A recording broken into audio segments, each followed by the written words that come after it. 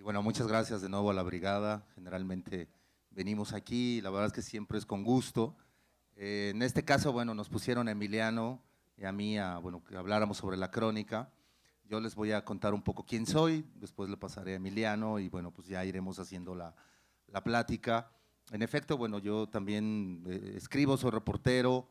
En algún momento me interesó la violencia, porque bueno, vengo finalmente de la violencia, vengo de un barrio marginal de aquí del DF, y yo creo que el hecho de haber convivido con la violencia, digamos, en la colonia y el rollo de la violencia intrafamiliar, bueno, pues al final terminaron dándome a mí un camino natural que era cubrir la violencia. Y cuando empezó, digamos, en los 90s, realmente cómo el narcotráfico se iba metiendo, las historias del narco a mí, bueno, me fascinaron. Digo, también tengo una parte de familia que es de Sinaloa, entonces esa violencia tampoco me era ajena.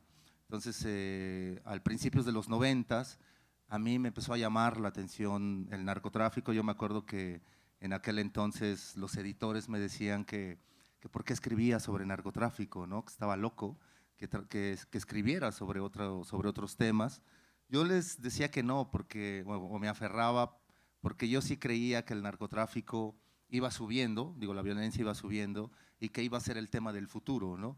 Yo creo que, por ejemplo, el tema del futuro ahora va a ser el agua, ¿no? Y tendremos que ir a contar ahora ya después las cuestiones del agua, pero en aquel momento, en los 90s, creo que el tema del futuro era el narcotráfico y era la violencia. Así que, bueno, me dediqué a ir por el norte del país, me dediqué a ir a buscar historias, ¿no? Y eso es lo que he hecho durante todos estos años que entré al periodismo, que llevo en el periodismo. Yo ya casi llevo 30. Estoy muy puteado, yo lo sé, pero es que yo empecé muy joven, ¿no? Empecé como a los 17 años, tengo 44, y cuando, obvio, al principio cometí muchos errores, ¿no? Digo, los sigo cometiendo, pero antes los cometía con mayor frecuencia. Y ahora creo que en las cuestiones de violencia hay que seguirlas contando. Me parece que, bueno, de pronto llegó un momento que se puso de moda la crónica de la violencia, y entonces todo mundo ya quería escribir sobre la violencia, y han abundado las crónicas, ¿no? Sobre el narco, la violencia. Yo creo que ha habido también etapas sobre la narrativa de la violencia. Al principio me parece que lo que hicimos fue contar el fenómeno, porque nos sorprendíamos de que hubiera tipos con botas y con cuernos de chivo, pero después entendimos que una de las cosas que hicimos en el narcotráfico, creo yo al principio, y confieso que creo que fue un error, pero fue un error porque no sabíamos cómo tratarlo. Creo que en algún momento al describir a los personajes había como cierta fascinación hacia ellos, y a lo mejor ahí nos equivocamos y sin quererlo hicimos apología del narco, a lo mejor. No, digo, yo asumo mi responsabilidad en esa parte, pero también era porque no sabíamos. Luego vino otra segunda fase del narcotráfico, que ya no era esta fascinante, sino era más bien entender el problema, ¿no? Entender que los narcos, o sea, que el narcotráfico no solamente eran unos rancheritos que bajaban de la sierra con sus cuernos de chivo y sus pacas de mota, sino que más bien el narcotráfico era todo una industria, que dependíamos mucho de la política de las drogas gringa, etc. Y creo que vino una tercera fase que Marcela Turati y otras, sobre todo fueron mujeres, las que fueron abriendo ese camino, que fue sobre las víctimas, ¿no? Empezar a narrar la violencia a través de las víctimas. Y yo creo que ahora estamos en una nueva fase, de la que también hablaremos ya un poco más tarde, creo, Emiliano y yo. Estamos en una nueva fase que es donde ya creo que ahora tenemos que señalar, ¿no? Y empezar a decir tú, o sea, tú alcalde, tú gobernador, tú secretario de Estado, etc., ¿no? Lamentablemente, los espacios se han cerrado, ¿no? Se han cerrado un poco, y eso nos ha llevado a muchos de los freelancers o a muchos de nosotros, reporteros, a tener que buscar otros espacios, y eso los hemos encontrado en los libros, ¿no? Aquí hay dos ejemplos, ¿no? O sea, Ovejas Negras, que ya se lo platicará Emiliano, pero por ejemplo, Chicas Kalashnikov surge por también por esta necesidad de que tienen las editoriales de que la gente quiera escuchar, leer las historias de narcotráfico. Las editoriales han aprovechado un poco o sea, se han aprovechado mucho de los reporteros y hemos al final acudido a las editoriales para que ahí publiquen nuestras investigaciones sobre narcotráfico, porque en los periódicos de pronto ya no caben. Y ya no caben también porque en los periódicos le piden a uno 8,000 caracteres, ¿no? Y en 8,000 caracteres de pronto no, bueno, me estoy viendo buen pedo. No, la verdad es que nos piden 3,000 y en 3,000 caracteres no puedes contar mucho. Entonces yo creo que también los libros han sido un poco ese refugio que ha tenido el reportero mexicano, de todo, de lo que cubra, o sea, cubra lo que cubra, al final los libros han tenido siendo el refugio del cronista mexicano. No quiero, extenderme en esta parte, les dejo un poco a Emiliano. Este soy yo, bueno, ya les dije, tengo 44 años, soy un vago, me encanta la crónica, vengo de la violencia. Mi madre solía contar historias desde la tienda que teníamos. Nosotros teníamos en un barrio una tienda y desde esa tienda vimos la violencia, vimos la muerte, mataron a mucha gente afuera de la tienda. Siempre cerrábamos las cortinas porque un soplón en el barrio no es bien visto. Y yo creo que una de las cosas que me motiva a seguir contando la violencia es que cerré muchas veces la cortina, que cerré muchas veces los ojos, y el periodismo no es para cerrar los ojos ni para cerrar la cortina. Entonces creo que son las historias o creo que por eso estoy contando las historias que cuento. Bueno, le cedo ahora a Emiliano la palabra. Muchas gracias Alex, muchas gracias a todos por venir a escuchar a dos personas que escriben, que cuentan historias. Me gustaría empezar preguntándoles si conocen a José Saramago. Sí, a ver, levanten la mano quien sí sepa quién es José Saramago. Bueno, es uno de los novelistas más chingones de los últimos años, un portugués. Y él tenía una frase que a mí me gusta mucho, que en realidad no era de él, no se acordaba dónde la había leído, dónde la había oído, acabó por reelaborarla, y él decía: somos cuentos de cuentos contando cuentos. Y esto tiene sentido porque ¿qué es una crónica? ¿No? ¿Qué es lo que entendemos como una crónica nosotros? Una crónica es una historia que escribimos, una historia que contamos, pero es una historia antes que vemos, que escuchamos. Lo que nos dedicamos, Alejandro y yo, y los reporteros en general, los cronistas, es a estar tratando de pescar historias de la gente, ¿no? Pedírselas, robárselas, lo que sea, y poderlas escribir nosotros, poderlas contar nosotros. Yo creo que las historias de ustedes, las historias de la gente normal, son una gran manera de conocer el mundo, ¿no? Hay muchas maneras de conocer el mundo, está el conocimiento científico, no sé, está el conocimiento puramente sensorial, ¿no? Pero estoy convencido de que contar una historia, contar un cuento es una gran herramienta epistemológica, digamos, ¿no? Desde la Edad Media, cuando la Iglesia Católica se metió a tratar de evangelizar a los propios cristianos que no tenían la menor idea de sus propios libros sagrados, lo que hicieron los dominicos, que era una congregación muy, la más, digamos, intelectual de la época, la más avanzada, fue ponerse a recopilar historias de la tradición oriental, ¿no? Las historias que venían desde la India, desde Babilonia, que habían pasado por Arabia y que llegaban como el sol, digamos, ¿no? Con este trayecto de oriente a occidente hasta Europa, hasta España, y se aprendían una historia y con eso enseñaban algo. Yo creo que un poco la idea de ser cronista, o el hecho de que alguien como yo, creo que también Alejandro, puedo hablar por él en ese sentido, se haya decidido hacerse cronista, o a esa especialización del periodismo que es la crónica, porque el periodismo, ustedes todo el día están expuestos al periodismo, ¿no? Prenden el radio y hay noticias, prenden la tele y hay noticias, Ahora prendemos la computadora y en Twitter, en Facebook, hay noticias también de mejor o peor calidad, pero el periodismo es algo en lo que estamos expuestos todo el tiempo. El periodismo bueno y el periodismo malo. Pero la crónica es una ramita de ese periodismo que dice, no solamente demos noticias, no solamente demos cifras, no solamente demos hechos, sino que convirtamos esos hechos, esas noticias en una historia, en algo que se pueda contar. ¿Y qué tiene una historia? Lo primero que tiene una historia son personajes, ¿no? Lo que hace una historia en muchos son las personas que están adentro de esa historia, los personajes.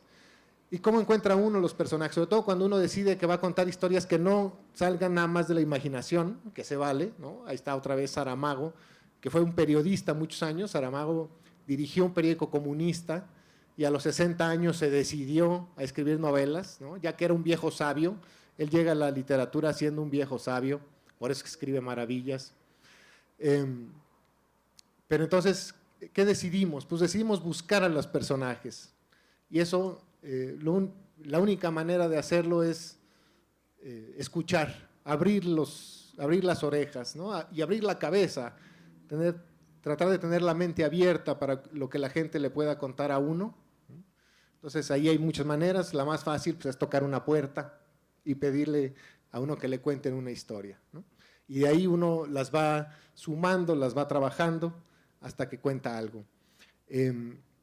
Vivimos en una época, y Alejandro lo acaba de contar, en donde la violencia ha atravesado el país, ¿no? Entonces muchas historias terminaron por reflejar esa violencia, aunque no quisiéramos.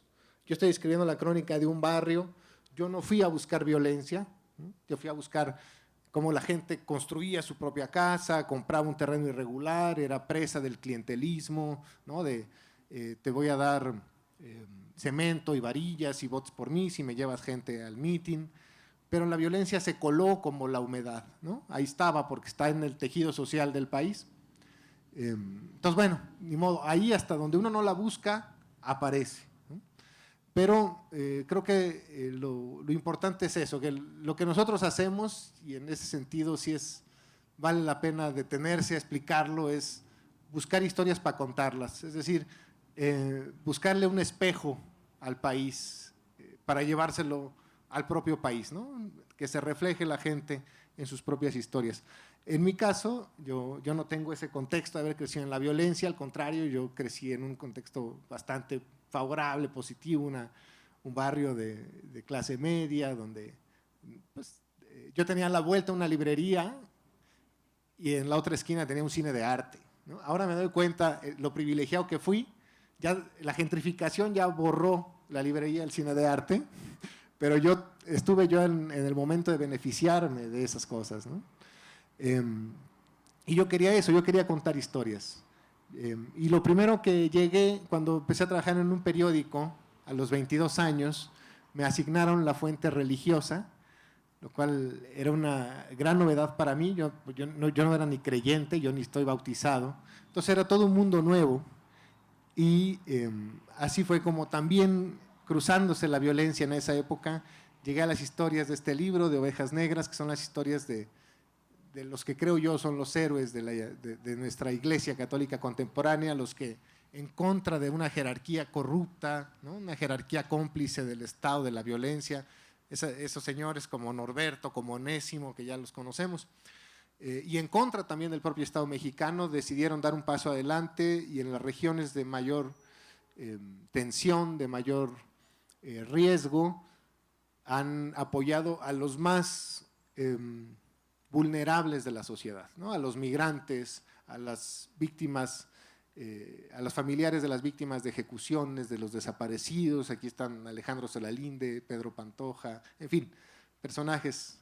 Pero digamos que lo de fondo no es tanto si es violencia o si es religión o qué, sino las ganas de buscar una historia y de contarla, ¿o no, Alejandro? Sí, de hecho, a eso iba.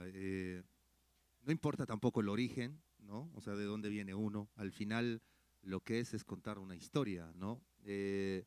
Emiliano no solo ha contado historias de religión, Emiliano estuvo en finalista en el premio de García Márquez de la Fundación con una gran crónica sobre los sobrevivientes de hubo un naufragio, ¿no?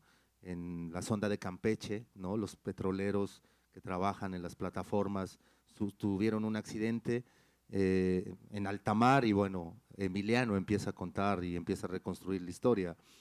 Yo creo que los cronistas lo que tratamos de hacer es hacer visible lo invisible, ¿no? Es decir, o sea, aquí si nos paráramos hay muchísimas historias, ¿no? Solamente tendríamos que reparar. Seguramente, digo, estoy inventando, pero uno de estos teléfonos inteligentes que tenemos ahora, bueno, atrás de ese teléfono hay una historia. A lo mejor hay un niño al que le pagan $1 al día por estar maquilando esos teléfonos. Y ahí esas son las historias que tenemos que hacer nosotros visibles, ¿no? O sea, están ahí, pero no reparamos en ellas. Y yo creo que el cronista al final, repito, venga del origen que sea, haya leído lo que sea, lo que sí tiene que tener el cronista es ese ojo distinto para empezar como a captar las historias y decir, aquí hay algo, ¿no? A mí, o sea, que uno termina diciendo, yo tengo que ir a explicarle esto a la gente porque a mí me está impresionando. Yo me acuerdo,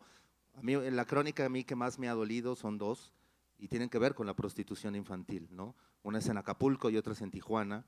Y hasta la fecha sigo acordándome de los chicos con los que hablé, ¿no? O sea, niños de 6 años a 13 que se prostituyen, y es terrible, ¿no? Y llegar y contarle esto al lector no es fácil, ¿no? Pero hay que contarlo, o sea, alguna vez le dijeron a Elmer Mendoza, el gran escritor de la novela policíaca mexicana, que cuándo iba a dejar de escribir sobre la violencia o sobre el narco, y él dijo, el día que se acabe.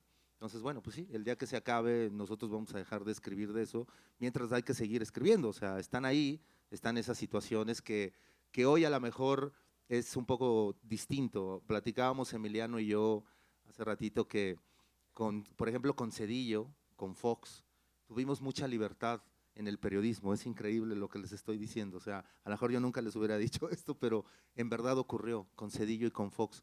Con Calderón, bien decía Emiliano, apretó un poco. Eh, pero ahora que estamos con Peña Nieto, puta, brutal, ¿no? O sea, los medios están cerrados, no hay espacios, uno quiere contar historias y no hay. O sea, no está ese espacio, nada más son algunos ahora que quedan por ahí, son minitas de oro en las que estamos nosotros los reporteros tratando de publicar, ¿no? Yo he llegado a la conclusión de que tarde o temprano, a lo mejor Emiliano, yo y varios más vamos a terminar publicando nuestras crónicas en la red social, en Twitter o en el Facebook y a ver qué pinche medio la agarra y decide publicarla, ¿no? Porque ya no hay espacios, ¿no? Y los que hay pagan muy poco. O sea, y somos freelancers, eso también es terrible. O sea, nosotros no tenemos, ni Emiliano ni yo y varios de los compañeros que nos juntamos, no tenemos un salario fijo. Nadie nos paga cada semana, ni cada quincena, ni cada mes.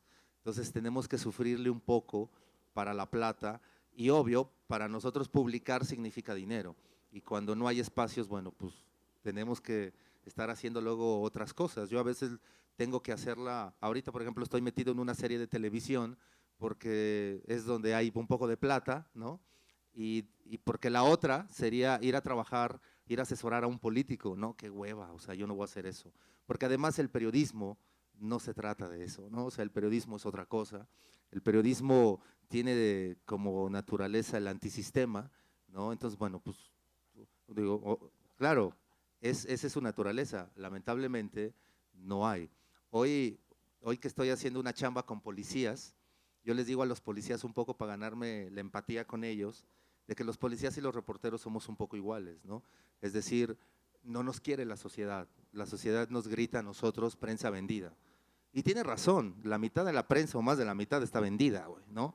O sea, sí, tiene razón. Y como yo le digo a una señora en una manifestación, no señora, no es cierto. Tiene razón. Lo único que me queda a mí es ser honesto conmigo, bueno, con la historia y tratar de contar realmente lo que está pasando. Pero no tenemos eso, Emiliano, en este momento, ¿no?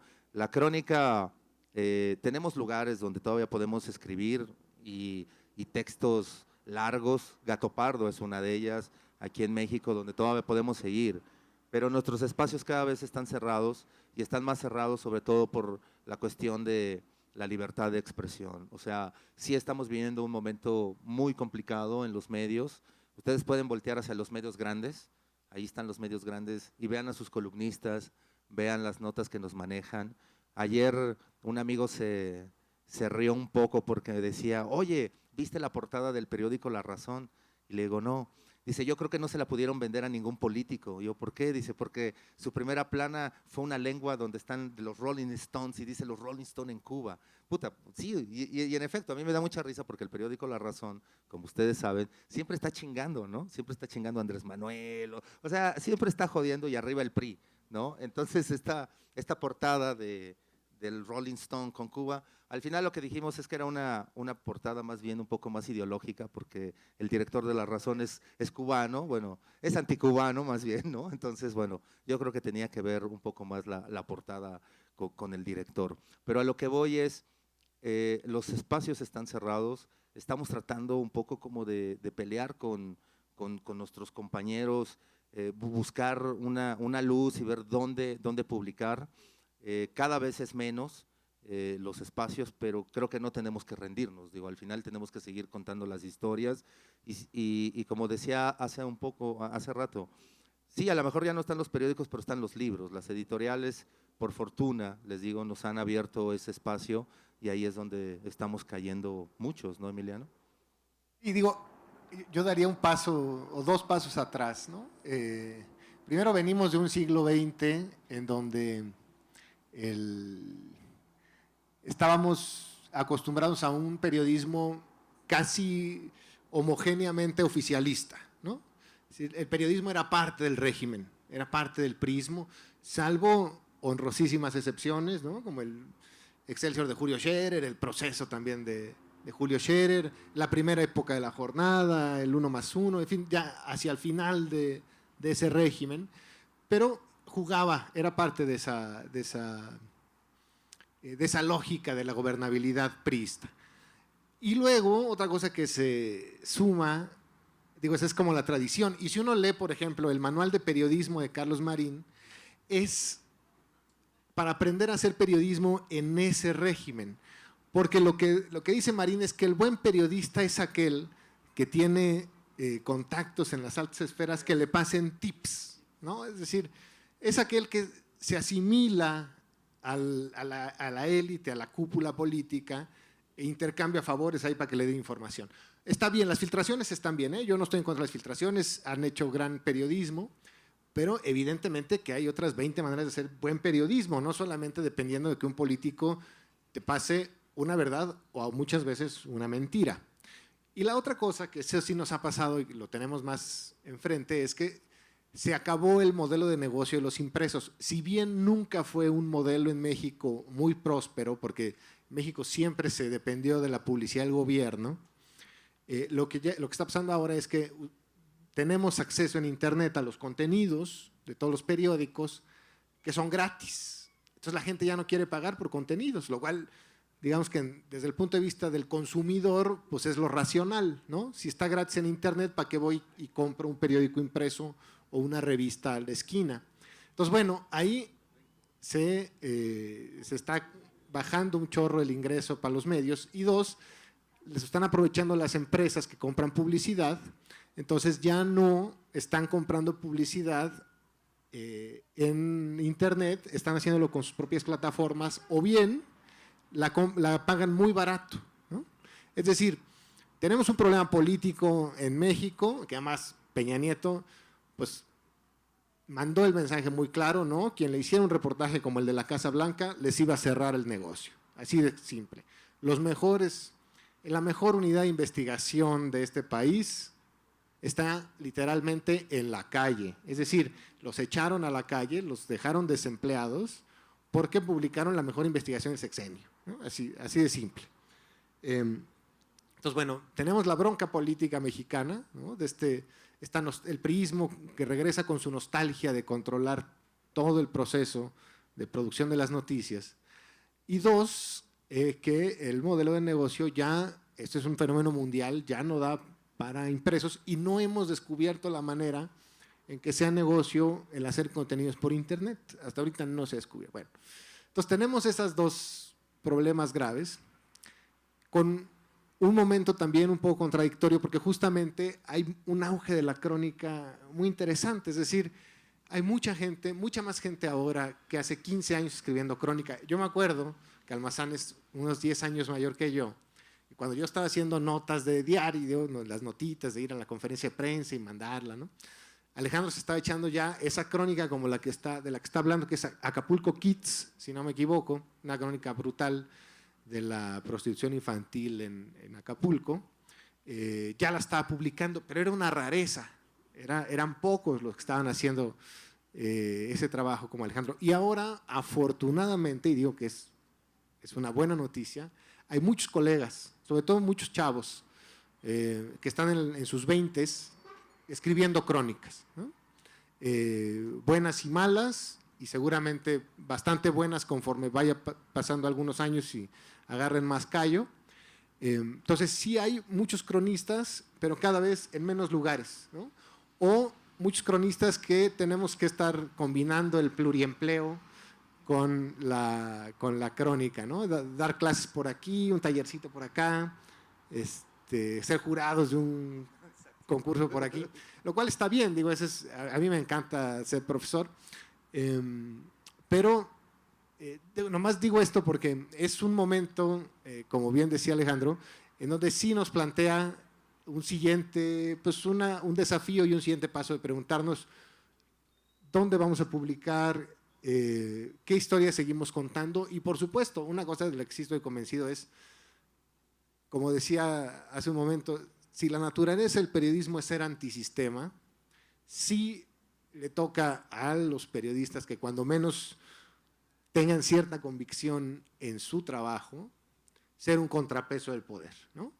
Es decir, las crónicas que se tienen que contar es justamente, o que yo invitaría a que se contaran, son justamente crónicas que politicen a la gente, ¿no? Primero que politicen al que las está contando, porque también todo proceso de investigación y de escritura de una crónica es un proceso de aprendizaje de uno mismo. Y dos, que politicen al que las va a leer o al que las va a ver y escuchar, porque quizá el futuro también sea combinar la crónica escrita con la crónica audiovisual, el video, ¿no?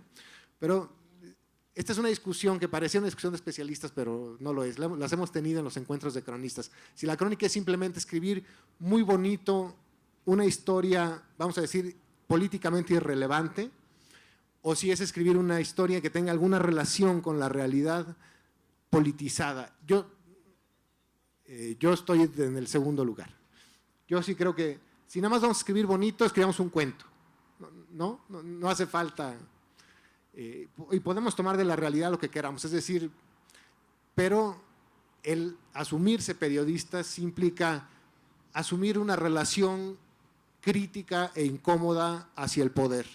Y hacia el poder sí es hacia el presidente, es hacia el jefe de gobierno, pero también es, por ejemplo, hacia el marido golpeador, hacia el feminicida. O sea, ahí donde hay una relación de poder, que por lo general el poder tiende al abuso del poder, ahí tiene que haber alguien contando una crónica. Sí, no, de hecho, muchas de las cosas que dice Emiliano, digo, retomaré. Una, digo, habló de Marín, ¿no? Muchos admiramos a Marín, digo, cuando íbamos en la escuela decíamos, ay, Carlos Marín, como admiramos a muchísimos más periodistas que hoy están, le digo a Emiliano, casi están en el lado oscuro, ¿no? Son como una especie de Darth Vader, ¿no? Marín, Ricardo Alemán, Ciro, puta, o sea, los nombres sobran, ¿no? Pero todos ellos en su momento fueron grandes periodistas, ¿no? O sea, nos enseñaron, aprendimos, yo aprendí muchísimo de Ciro, o sea, lo puedo decir, lo sigo considerando mi amigo, lástima que hoy no compartimos el periodismo, ¿no? Él tiene una idea de periodismo que yo no comparto en absoluto, pero, y bueno, y esperemos que sigamos siendo amigos, aunque sea no en el periodismo, pero sí por fuera. Pero toda esta gente, lamentablemente, pues cayó en las garras del poder, ¿no? Este periscope que nos regaló Xóchitl Gálvez, ¿no? De la fiesta de Diego Fernández de Ceballos, bueno, pues es maravilloso y la verdad es que va a quedar para la historia. Yo no sé si lo hizo de mala leche o por pendeja, pero fue genial, ¿no? Fue genial.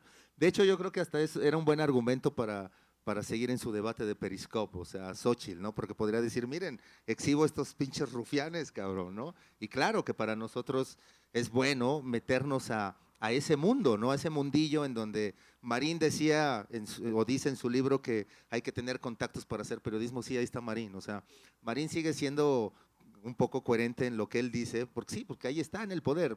El problema es que terminó asumido, absorbido por el poder. Yo me acuerdo un día que llegué a Milenio, yo trabajé en Milenio, era en el 99, 2000, no, 2000, ya estábamos en Ignacio Mariscal, un pinche edificio que se caía, casi era de la afición. Ese edificio fue en su momento, fue un hotel.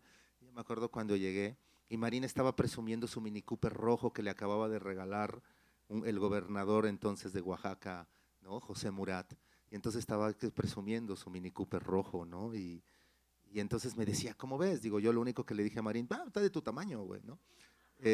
Porque a Marín nunca le ha gustado que uno se meta con su estatura, ¿no? Pero eh, ese es Carlos Marín, ¿no? Carlos Marín es un cabrón que ha salido en la redacción, porque nos lo han contado nuestros colegas, y dice, nadie le pega a mis amigos en mi periódico, ¿no? Y ha tenido que quitar notas, ¿no? De gobernadores que han publicado o que estaban a punto de publicar colegas. Esos son los directores que tenemos en este momento.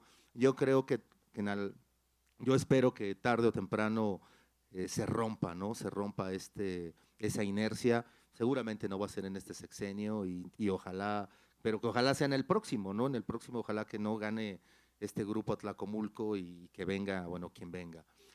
Otra cosa, creo que también el hecho de no contar con muchos espacios para contar las historias, creo que también nos ha llevado, como decía Emiliano, a empezar a hacer otro tipo de chambitas, ¿no? De verdad, o sea, como reporteros, yo lo decía hace rato, vivimos de nuestro salario, de lo que nos están pagando como freelance, entonces, bueno, pues le estamos buscando aquí y allá, y a veces tenemos que hacer a lo mejor cosas que no tienen que ver con el periodismo, o sí, ¿no? Pero bueno, nosotros lo que queremos es contar una historia. La otra es, cuando contamos una historia, y bien lo dice Emiliano, creo que sí tenemos una postura social, hay una crítica, ¿no? A mí me gustaría, por ejemplo, hacer una crónica, y la he estado piense y piense, una crónica sobre cómo se reportea el poder, ¿no? En Los Pinos, la fuente que cubre Los Pinos es extremadamente lambiscona con Peña Nieto, ¿no? Todos. Hay un cronista que se llama Miguel Reyes Razo, que es del Sol de México, y cada vez que termina su crónica, que siempre empieza, el señor presidente, uy, y con ese porte, caminando, wow, ¿no? O sea, puta, le lame los huevos, ¿no? Bueno, esa crónica de entrepierna, ¿no? De muchos besos de entrepierna a Peña Nieto, antes de que la publique, Miguel Reyes Razo se le enseña. Si no, a Peña Nieto se la enseña al güey de comunicación social y le dice, mira, esta es la crónica que voy a publicar mañana. ¡Wow! Ja, gracias, Miguel, chingón, ¿no? Y así es toda la prensa que le cubre a Peña Nieto. La reportera de Reforma, que se llama Erika Hernández, es una gran reportera, que no está en esa, no, a lo que voy es que le tiran mala onda, le hacen bullying a Erika, porque Erika es la que está chinga cada rato, oiga, señor, a ver, tal. Y entonces todos voltean los reporteros y se le quedan viendo mal pedo y diciéndole que por qué está chingue al señor presidente, cabrón, ¿no?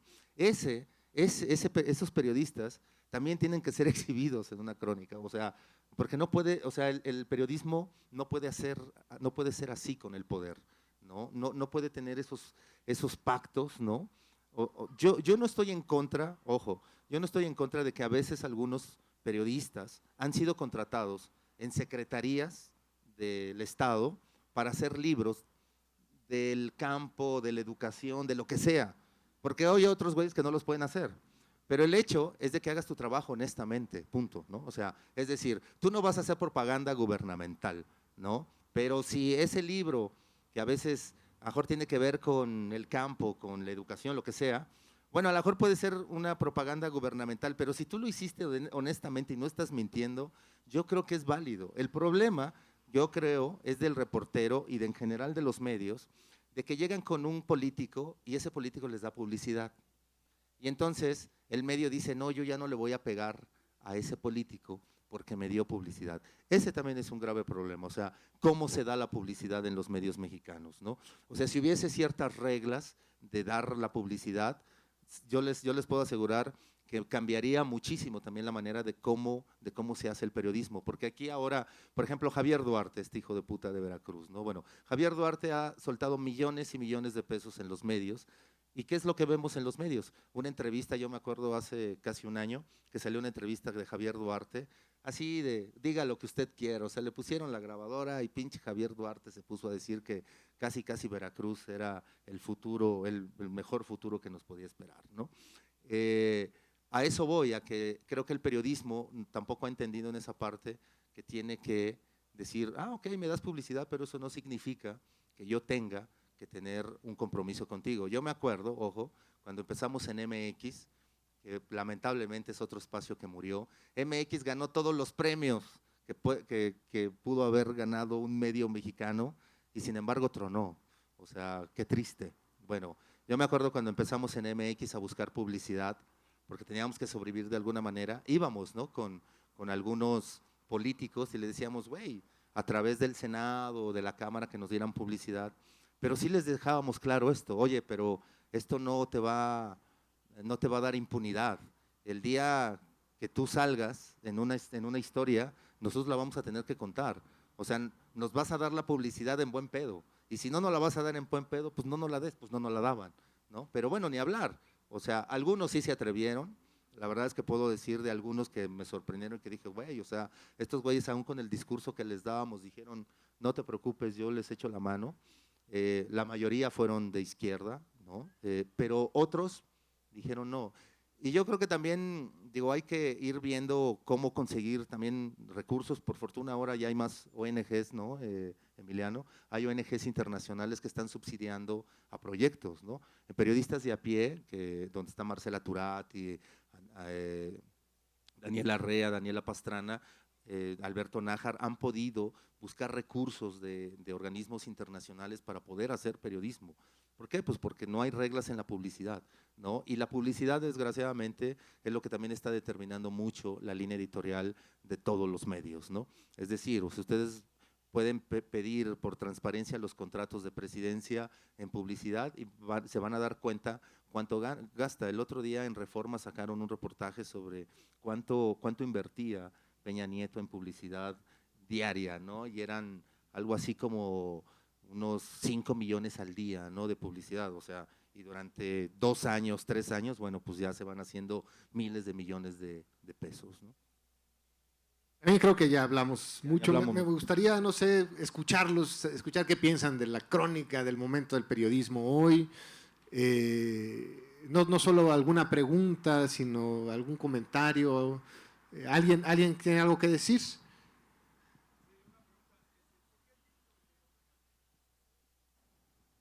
Parece que juntemos 3 preguntas y las contestemos, sí. ¿Sí? Decía usted por… ¿Por qué el título de Ovejas Negras? muy bien, yo con mucho gusto y la otra, contesto ¿no? ahorita. La pelea contra la delincuencia empezó con Calderón. Sí, ¿verdad? Antes de eso, había más circulante, había más dinero. ¿Por qué ahora que pues, se han metido al Chapo y delincuentes, por qué no hay dinero? Es más, el dólar ha subido, ¿no? Entonces, si la droga deja dinero y deja circulante en el país, ¿por qué atacarla? Ok. ¿Quién más? ¿No más? Por allá, gracias.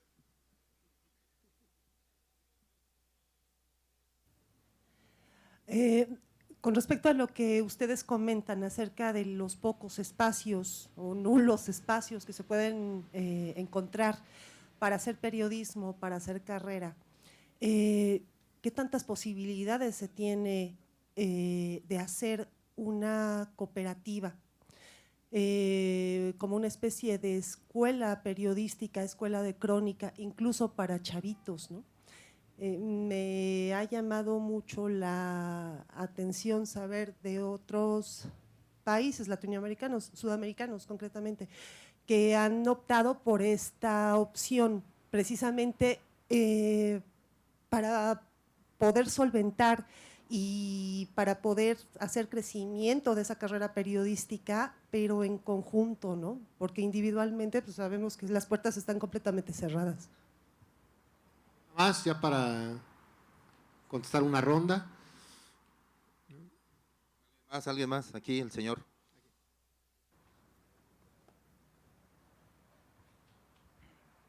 Hola, buenas tardes.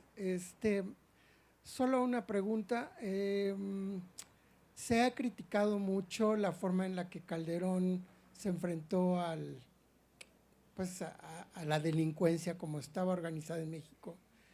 Y yo quisiera que en retrospectiva ustedes nos dijeran su opinión, si en esta administración se están llevando las cosas de distinta manera o en realidad la información que nos están dando es una información filtrada para hacerla parecer otra administración de la, pues ahora sí que de la violencia calderoniana, ¿no? Eso me gustaría que lo pudieran ustedes aclarar, me gustaría su punto de vista como periodistas. Bueno, voy a unir su pregunta con la del señor que también pregunta lo de Calderón, si ahí empezó. Cuando el PRI pierde en el 2000 la presidencia, el PRI ya sabía que podía perder y por eso en los años previos, a final de las mitades de los 90 para llegar al 2000, formó a los Zetas. O sea, los Zetas vienen del PRI, muchos de los gobernadores que cruzaron por Tamaulipas y que deberían de estar en la cárcel, bueno, pues fueron los que subsidiaron a ese, que empezó siendo como un grupo paramilitar prácticamente. Y por eso cuando llega en el 2000 y gana Fox, la violencia o los cárteles ahí pierde, o sea, todo pierde sentido con Fox. Decíamos en aquel entonces que la delincuencia se había desorganizado, o sea, que la delincuencia organizada se había desorganizado, porque en efecto, ¿qué pasó con los panistas? Los panistas, tanto Fox como Calderón, soltaron al crimen porque ellos no entendían, porque eso venía del priato, ¿no? O sea, el priato fue el creador de los cárteles de la droga, ¿no? Y el priato fue el que entendió cómo era el negocio. Nuestro presidente adorado y al que yo adoro mucho, Lázaro Cárdenas fue el que le dio permiso a los gringos para que sembraran amapola en Sinaloa, y entonces fue cuando todo se complicó, ¿no? De la amapola de Sinaloa se pasó a Guerrero y estamos viviendo ahora esas consecuencias, ¿no? O sea, ¿a qué voy? A que los militares siempre tuvieron el control de las drogas, siempre, desde un inicio de la historia de las drogas en este país, o ya digamos en el tráfico, los militares siempre tuvieron el control. Después los políticos dijeron, yo le quiero entrar al negocio porque pues no queremos que solamente los militares, y por eso es que viene en el 88 Salinas, detienen a Félix Gallardo, vienen muchísimos cambios en el narcotráfico porque es cuando entra la narcopolítica. Bueno, para el 2000 la narcopolítica ya está sentada y la violencia ya está, es decir, los cárteles empiezan a buscar a un papá, o sea, necesitan a alguien que, bueno, ahora con quién es el que le vamos a negociar. Y con los panistas lo que pasó es que X protegía a un cártel, Y protegía a otro, Z protegía a otro, y así. Entonces los panistas al final solo mamaron dinero, solo se chingaron el dinero, ¿no? Y empezaron a ver que el narcotráfico era un buen negocio. Mucho se ha hablado de que, por ejemplo, con Calderón, cuando lanza la guerra, era un poco para legitimar su triunfo, ¿no? Que terminó siendo de 0.56%. Bueno, también también está otra teoría que en realidad la guerra empezó por la política de drogas gringa, ¿no? O sea, y los gringos además estaban en un periodo de recesión. ¿Y cómo es que los gringos siempre salen de su recesión? Vendiendo armas, claro, porque el mejor negocio del mundo es el petróleo, el número 1 es el petróleo, ¿no? O sea, es el número 1. Pero el 2 ya son las armas o es la guerra, ¿no? Y entonces los gringos terminaron vendiéndole todo el armamento a México y ahí hubo alguien que ganó dinero y ese fue Genaro García Luna, ¿no? Y Y habrá que ir a preguntarle a Genaro García Luna todos los contratos que hizo sobre la guerra. Bueno, la guerra no empezó en el 2006. O sea, la guerra empezó ya mucho antes. O sea, cuando el PRI supo que iba a perder el control del narcotráfico, ahí empezó la guerra. O sea, empezó la guerra con los Zetas, todo también con el gobierno. Bueno, el Chapo salió para hacer una especie como de alianza, como de federación, ¿no? Y durante 11 años lo dejaron libre porque medio, o sea, no arregló las cosas, las empeoró. Y de hecho, la guerra que lanzó Calderón, lo único que hizo es que los cárteles se fragmentaron. En Acapulco, en este momento, y por eso es la ciudad más violenta, en Acapulco hay más de 40 cárteles peleándose a Acapulco. 40 cárteles, o sea, no puede ser, cabrón. O sea, ¿no? No sé si ustedes supieron hace 3 semanas que un güey iba en un esquí, iba esquiando en Acapulco, se acercó a la playa y mató un güey, cabrón, como James Bond, cabrón, o sea, no mames. Sí, en la motoneta iba, o sea, de James Bond, cabrón, o sea, bueno, ese es Acapulco, pero en Acapulco hay 30 cartelitos o 40 que se están peleando el control de la plaza. ¿Por qué? Porque Acapulco llega muchísima droga de Lázaro Cárdenas, de Michoacán. O sea, los puertos mexicanos son indispensables, son muy importantes. Al puerto a donde llega más droga y que ahora es el más cotizado, en su momento fue Lázaro Cárdenas, pero hoy es Manzanillo, ¿no? Por Manzanillo llega todo. Y ustedes dense una vuelta por Manzanillo, van a ver un montón de retenes de los militares, pinches militares a los que revisan son a los turistas, cabrón, no a los verdaderos narcos. Bueno, a lo que voy. No, la guerra empezó desde antes, la violencia estaba ahí y respondiendo ya al final de su pregunta con Peña Nieto seguimos igual, y si no es que peor. El semanario Z es el que lleva realmente ahora la contabilidad, porque una de las cosas que se inventaron también con la violencia fue el ejecutómetro, ¿no? Entonces, bueno, siempre sabíamos cuántos habían muerto al día, se dejó de hacer, y se dejó de hacer no tanto porque el periodista hubiera querido, sino también porque el gobierno pidió que ya se fuera, ya no digas cuántos muertos porque pues, es un espanto, pero sigue pasando hasta la fecha y creo que peor, solo que los medios ya no lo cuentan, ¿no? Pero Z hace unas semanas publicó que los muertos que había con Calderón a esta fecha con Peña Nieto son mayores, ¿no? En el mismo periodo, ¿no? Y eso que Calderón declaró la guerra, ¿no? O sea, con Peña Nieto no se ha declarado la guerra y sin embargo tenemos más muertos y tenemos más desaparecidos. El gran problema ahora, o que más bien tendríamos que discutir en la sociedad es, güey, ya pararle a esta violencia porque necesitamos reconstruir el tejido social y lo tenemos que reconstruir nosotros porque el Estado no lo va a reconstruir y para que lo reconstruyamos nosotros van a pasar como 20, 25 años para reconstruirlo y está muy cabrón. Yo tengo 44 años y digo, puta, güey, y así como fumé toda mi vida no voy a llegar a los 60, cabrón, me voy a morir y no voy a poder ver la reconstrucción social de mi país, ¿no? Pero bueno, ya me alargué, ahora tú, perdón, Emiliano. Nada más para cerrar para contribuir a ese tema. La guerra contra las drogas creo que sí ha sido muy útil para muchos, no solamente un gran negocio, sino por ejemplo en Estados Unidos sirve para mantener a la población negra en la cárcel, ¿no? O sea, Estados Unidos es el país que tiene más presos per cápita y la gran mayoría son negros acusados de delitos menores relacionados con drogas. No hay ninguna razón para pensar que la población negra consume o vende más drogas que los blancos o que los latinos. Simplemente es a ellos a los que la policía persigue, ¿no? Y de esa manera igual ha sido una guerra oportuna en México, ¿no? Lo fue en términos políticos para un presidente con debilidad, lo es también como una fuente de financiamiento y en efecto pues no se va a acabar porque pues no se puede barrer una escalera de abajo hacia arriba, ¿no? O sea, el problema ahora no son las drogas, el problema es la narcopolítica. Sí, las drogas, a mí la verdad es que con todo respeto, si los gringos se meten heroína, me da un poco igual, ¿no? Lo que me preocupa es que acá se esté matando la gente.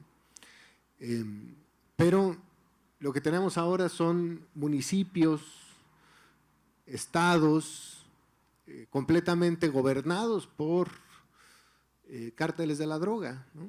Toda la Tierra Caliente, en Guerrero, ¿no? En la parte de Michoacán, del Estado de México, Chihuahua. Chihuahua. Es decir, primero empezaron negociando el secretario de Seguridad Pública, después el de Obras, luego el de Finanzas y después mejor el alcalde, ¿no? Entonces ya son terrenos en donde no hay una línea entre dónde está el crimen y dónde está la autoridad. Y por supuesto que sacar a los militares a las calles no está tratando de resolver eso, de ninguna manera, ¿no? Y bueno, ¿por qué ovejas negras? Nos oyó García Luna. Ovejas negras porque desafortunadamente, ¿qué significa? Que las ovejas blancas, que todo el resto de las ovejas pues son ovejas blancas, es decir, son sacerdotes, obispos, que no tienen ningún compromiso, que al contrario, están metidos ya sea en la inercia burocrática o de plano en la complicidad de una iglesia que yo sí creo que está de arriba hacia abajo muy, muy corrompida, ¿no? Muy cercana al poder, no solamente cercana en sus relaciones sociales, sino también en la decisión de no cuestionar nada absolutamente. Por eso es que los que se destacan, la otra posibilidad era llamarlo las ovejas descarriadas, ¿no? Que se salieron del carril. Pero me gustó más ovejas negras porque es más fuerte esa imagen de decir, estos son rebeldes ante dos, ante su propia iglesia y ante el Estado mexicano, ¿no? Por eso son las ovejas negras. Sobre la escuela, por ejemplo, sí. de Crónica, luego nos sentamos varios compañeros y sí nos ponemos a preguntar, bueno, ¿qué vamos a hacer ante el cierre de espacios? Una de las cosas que al menos sí tenemos claro es que tenemos que hacer un frente de periodistas, por lo menos, ¿no? ¿Por qué? Porque los periodistas hemos estado muy sueltos.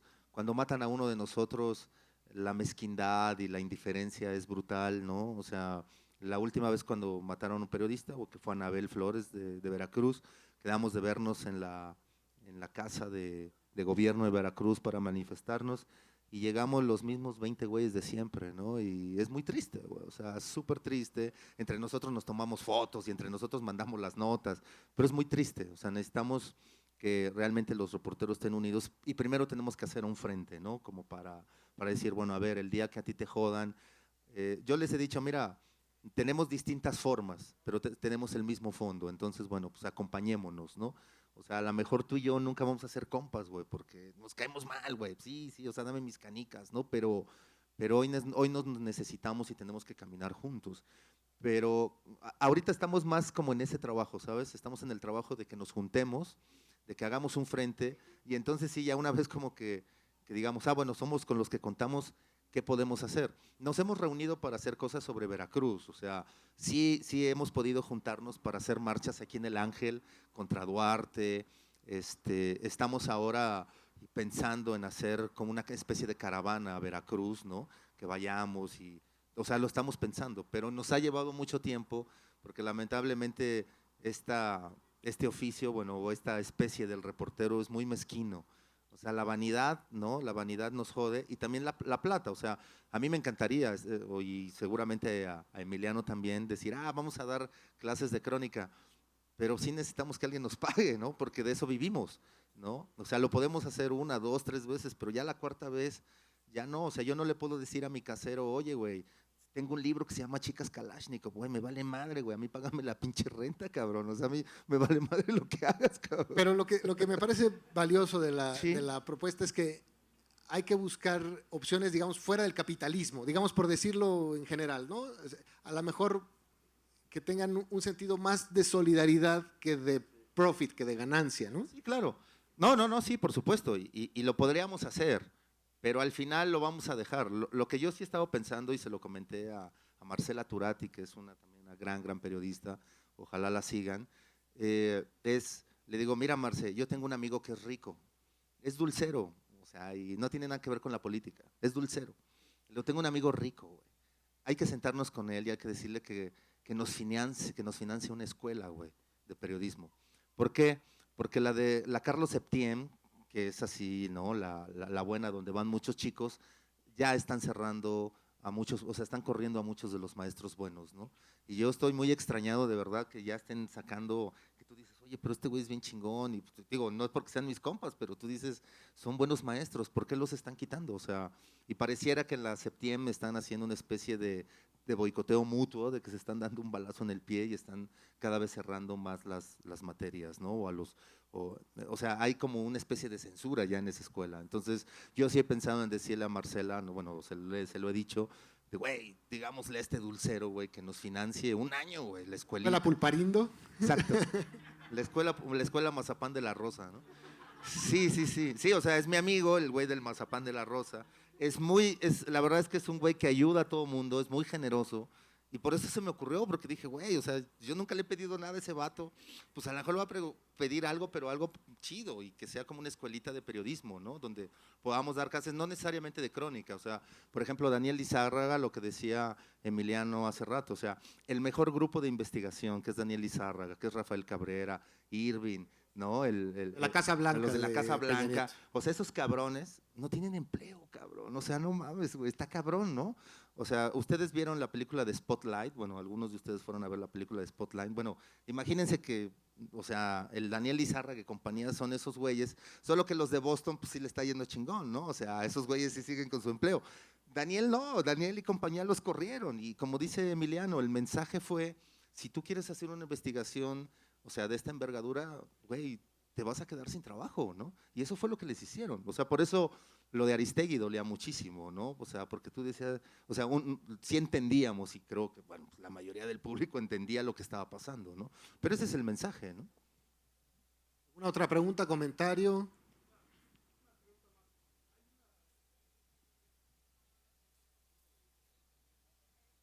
No sé si la han visto. El Dandy.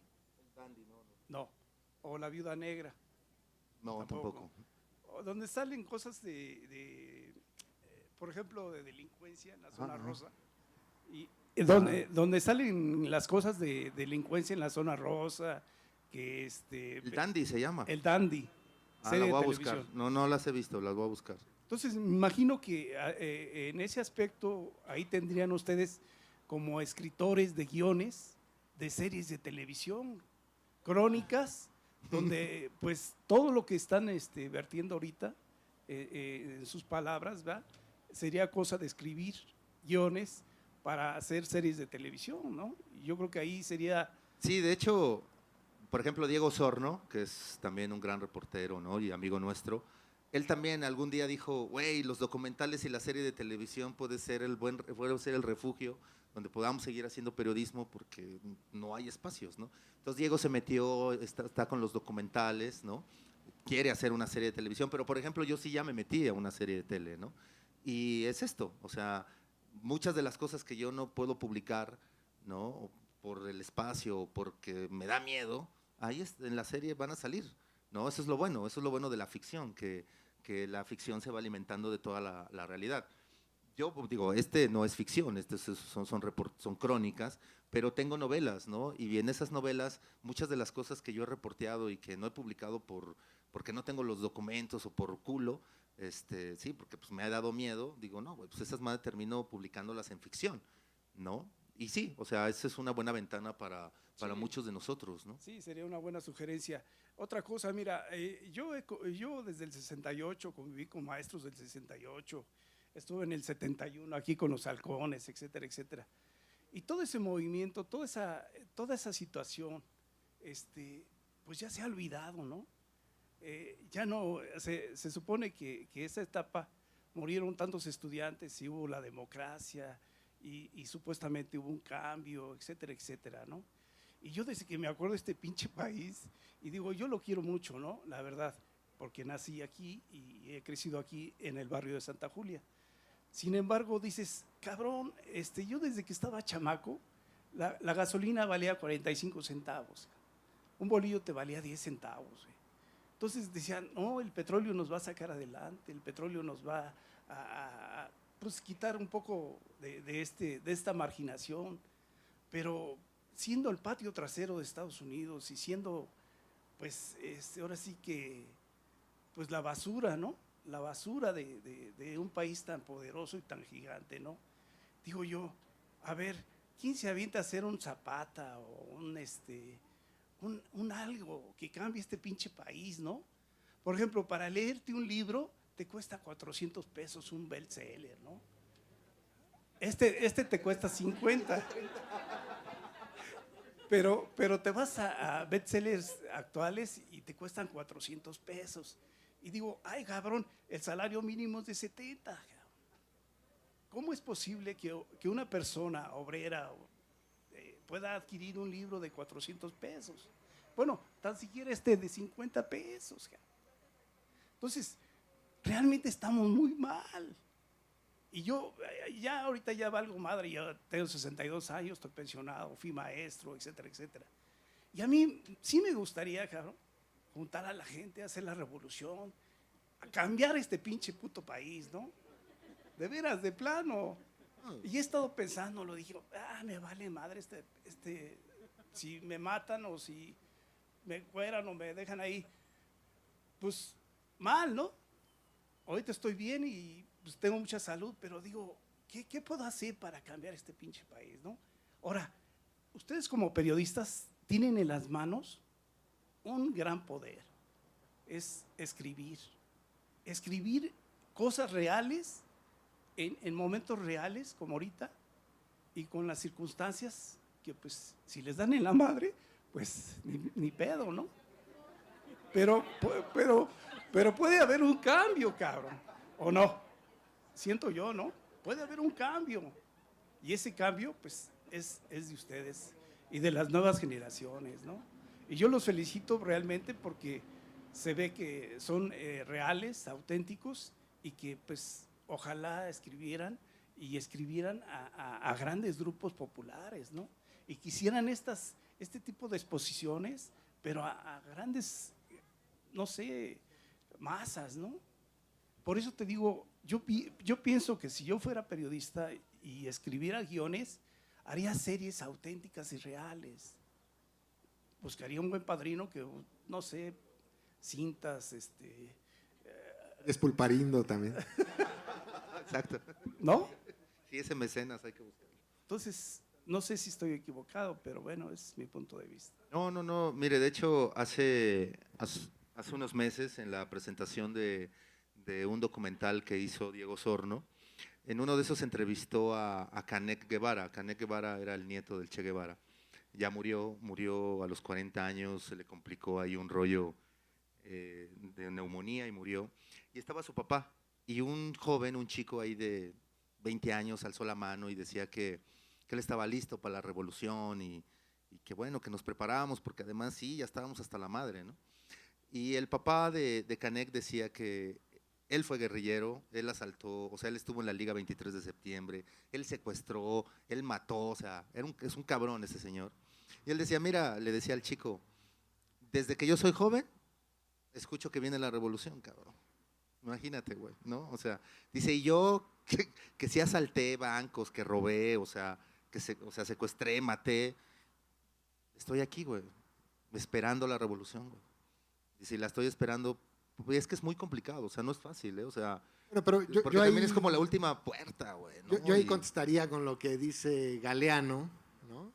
No usando la palabra revolución, sino la palabra utopía, que decía, digo, para que no parezca pesimista el asunto, decía, me levanté un lunes y caminé hacia la utopía porque la vi que estaba 10 metros adelante de mí, ¿no? Y caminé 10 pasos y la utopía caminó 10 pasos hacia atrás, ¿no?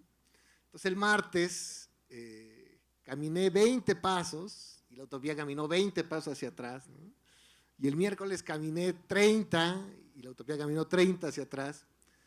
Y ya pues estaba cansado, ¿no? De estar caminando y que la otra se echara para atrás. Y me pregunté, bueno, entonces, ¿para qué sirve la utopía? Pues justamente para eso, para caminar, ¿no?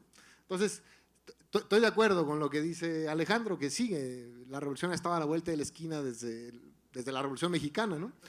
Pero finalmente creo que es peor como pensar que no hay nada que hacer, ¿no?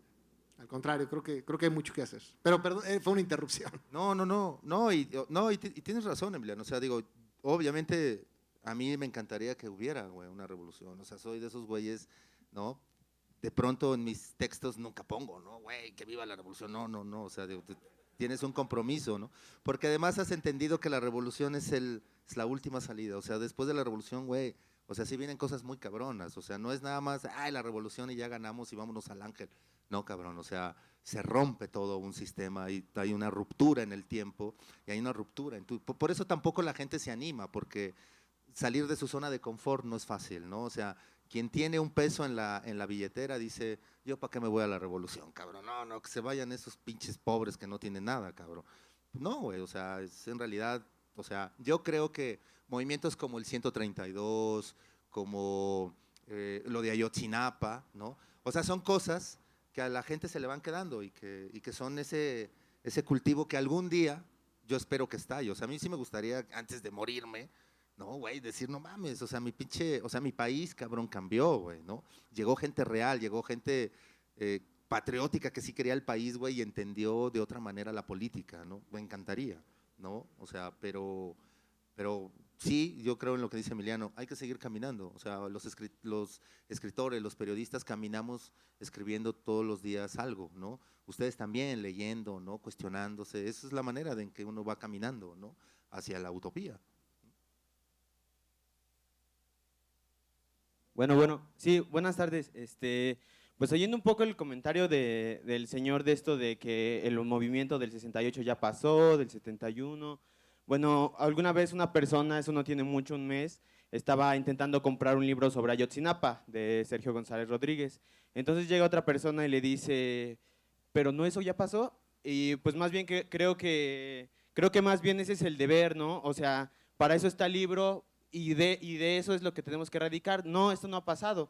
Y creo que es nuestro deber, no solamente como periodistas, sino como sociedad, como mantener estos hechos vigentes. Tanto es vigente lo de Ayotzinapa, lo de Tlatlaya, hasta lo del movimiento del 68. Yo creo que no depende de que alguna persona nos los esté recordando o tan solo de enajenarnos, sino que creo que como sociedad todo de eso mismo depende el seguir caminando, ¿no? El tener memoria, el acordarnos de estas situaciones. Ahora, bueno, yo quería regresar un poco al tema de lo que es crónica y periodismo, y antes quería dar como un comentario sobre el movimiento que vive el periodismo. Bueno, yo, claro que socialmente en México, pues muchos lo conocemos o nos podemos dar cuenta de cómo es.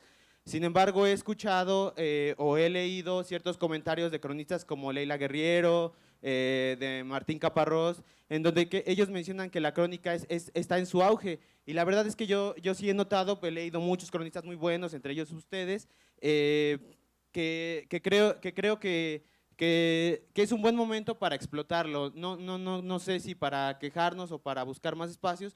A lo mejor yo he leído muchos cronistas muy buenos que a lo mejor lo que les falta es publicación, ¿no? En un buen lugar.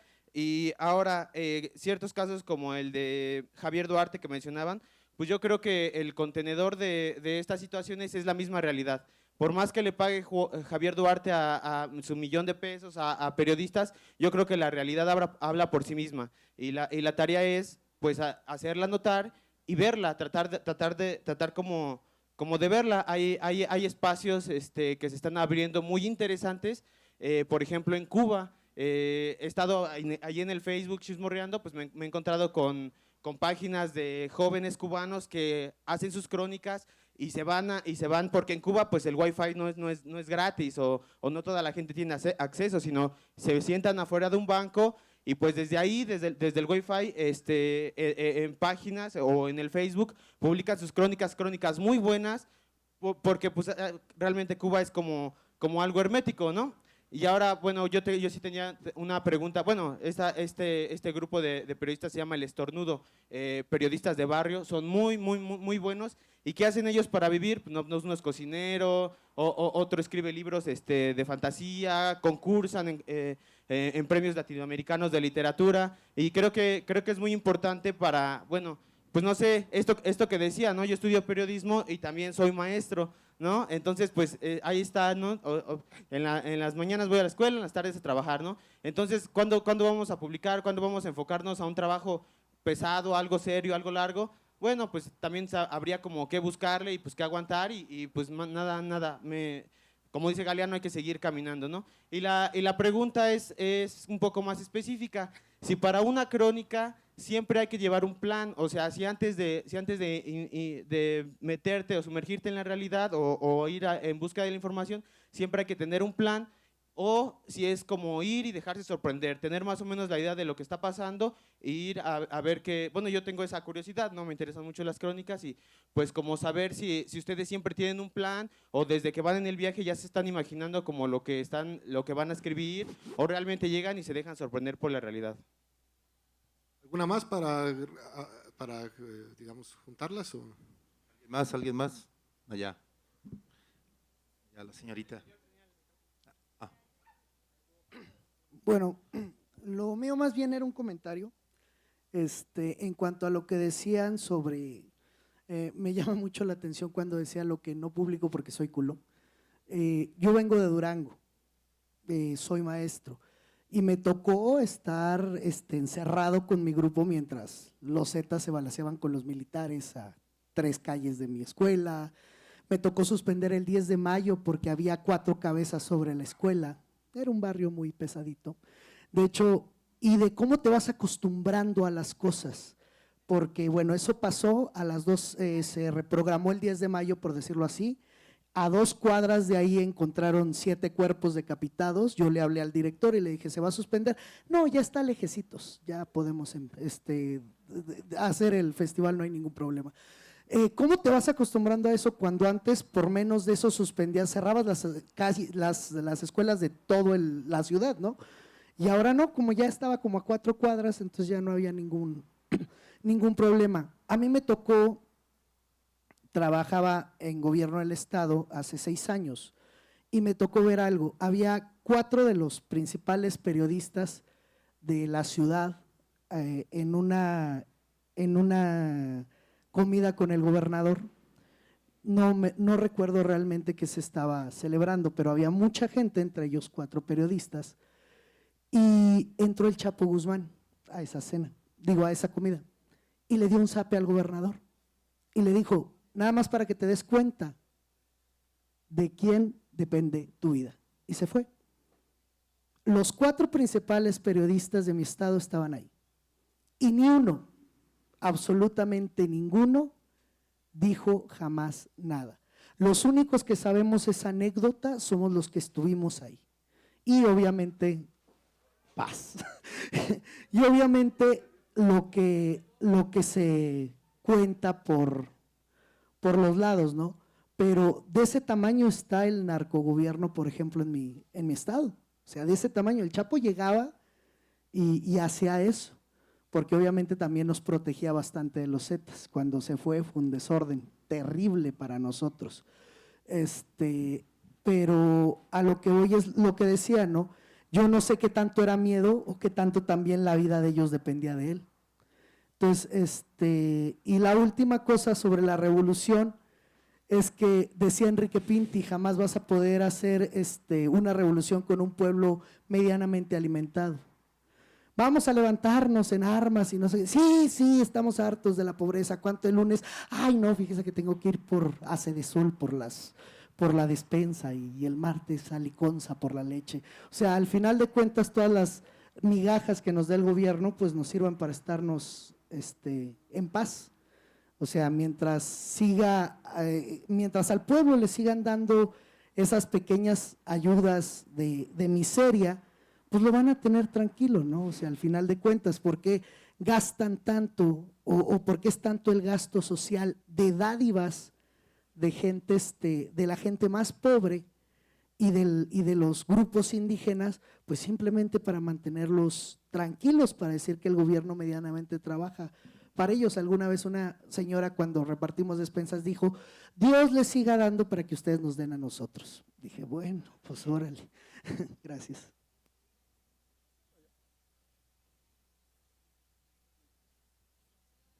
Buenas tardes. Yo, en cuanto un poquito más encaminada a su labor, ya como sociedad estamos muy desensibilizados a la violencia. Ya nuestro umbral de tolerancia es muy amplio. Yo vivo en el Estado de México, entonces es de tiro por viaje escuchar asaltos, robos, descabezados, colgados en puentes. Entonces, todas esas historias las conocemos, ya es muy difícil sorprenderse, ¿no? Entonces, desde esta parte de su labor periodística, de la labor que de alguna manera quieren desempeñar en pro de una mejor sociedad, cómo atacar algo que ya prácticamente es parte de nuestra misma cultura, ¿no? Donde lo ves impregnado en chistes, en series de televisión, donde lo ves en canciones, donde lo ves en todos lados, donde ya es parte de, bueno, no es parte, o se está volviendo parte de esta cultura, como desde esa labor periodística, desde esa labor de la crónica, se piensa sorprender, se piensa buscar gente, se piensa tener un medio de exposición, cuando en realidad pues son historias que todos conocemos, que todos hemos escuchado, que son pues ya de dominio común. Entonces, ¿cómo podríamos, o cómo desde esa labor periodística pueden atraparnos? Mira, por ejemplo, yo tengo ganas de ir a Acapulco. Estoy negociando con los güeyes de Vice para que me manden. Pero yo no voy a ir a buscar la muerte, güey, porque la muerte está hasta en el mar, cabrón, con este güey que va en el esquí, ¿no? No, voy a ir a buscar la esperanza, güey, porque sé que hay esperanza, o sea, y quiero ir a buscar a esas personas, güey, que están haciendo algo en Acapulco, güey, ¿no? Y mostrarte otra parte. Digo, es este periodismo de esperanza, digo, no, tampoco es nuevo, ¿no? Pero no siempre tienes que estar contando tampoco este periodismo de esperanza, o sea, sí tienes que ir a mostrar también pues la barbaridad, ¿no? O sea, la barbaridad humana, güey, ¿no? Y es muy cabrona. Yo creo que al final el problema que creo que ocurre en el país, para la gente que ha vivido tanta violencia, es decir, la gente del norte o del sur, pues ya no quiere, cabrón, o sea, ya no quiere voltear a ver eso. Pero desafortunadamente creo que le tiene que pasar a la gente, güey, para entonces conectarnos, güey, ¿no? O sea, los 43 de Ayotzinapa, puta, es terrible, cabrón, o sea, yo luego siempre me pongo a pensar en los jefes, ¿no? En las mamás y digo, no mames, güey, qué culero ha de ser que no entierres a tu hijo, cabrón, ¿no? O sea, y mientras no nos pongamos en los zapatos de las personas, cabrón, no lo vamos a entender. Elmer Mendoza el otro día le decían que cómo podíamos salvarnos, güey, de la barbarie, y dijo algo muy chingón, y dice, sí es cierto. Él decía, es que tenemos que recuperar nuestros barrios, güey. Tenemos que empezar de nuevo a hablar con nuestro vecino, güey. Hoy ya no sabemos quién es nuestro vecino, güey. Yo vivo en un edificio aquí en la Roma y yo no le hablo a ninguno de mis vecinos, cabrón. Somos 10 güeyes ahí, yo no les hablo, no sé. Solo le hablo al doctor porque he ido cuando tengo gripa, cabrón, pero hasta ahí, güey, ¿no? A la portera la odio, cabrón, ¿no? Pinche vieja, está chingui chingue. O sea, no tengo una relación con mis vecinos, ¿no? Y entonces él decía, güey, hay que volver con los vecinos porque primero hay que apoderarnos de la calle, güey. Y después de la calle te apoderas del barrio, güey. Y después de ese barrio te apoderas del municipio, güey. Y luego te apoderas de la ciudad, cabrón. Y luego te apoderas de las ciudades, ¿no? Pero mientras no vayamos con el prójimo, güey, y le hagamos entender al prójimo, oye, cabrón, o sea, nos necesitamos, güey, porque puede que te maten a ti mañana o que se lleven a tu hijo mañana, güey, que levanten a tu hija, güey, que la violen, güey, o que te mutilen, o que yo amanezca, güey, deshecho bozoleado, cabrón. Ayudémonos, güey. ¿Y cómo nos vamos a ayudar, güey? Pues vamos a protegernos las espaldas, güey. Y ahora ya somos nosotros dos, güey, pues ahora vamos con el otro cabrón. En algún momento yo me acuerdo cuando era niño, en mi barrio, funcionaba el presidente, el jefe de cuadra, güey, y el presidente de la colonia. Y era cagado, güey, porque el don, güey, pues así, o la persona que le tocaba, intentaba hacer lo mayor posible, o sea, consensuado de, güey, a ver, para salir adelante, güey, y todos lo hacíamos, ¿no? O sea, es más, en mi cuadra, desde junio, la locura, ya estaban organizando las posadas, cabrón, o sea, no mames, o sea, sí es una locura de un pinche vato que dice, no mames, estamos en junio, güey, pero esas ocurrencias de todos modos decían, bueno, eso te dice que el barrio se puede unir, güey, ¿no? Y que los vecinos se pueden unir, entonces yo creo que esa es una de las partes fundamentales que no necesariamente tiene que venir desde el periodismo, sino más bien de la sociedad, ¿no? A veces la sociedad espera a ese líder, espera a alguien que les esté, o sea, que nos diga algo. Yo también lo estoy esperando, ¿no? O sea, yo de pronto veo y que sale Nestora Salgado y digo, ay, güey, a lo mejor ojalá que esa sea la mujer, güey, que estamos esperando.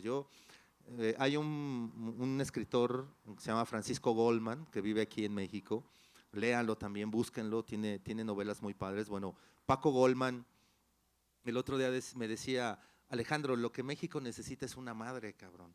Es una madre que los reconcilie, güey. Necesitan a la patria, güey.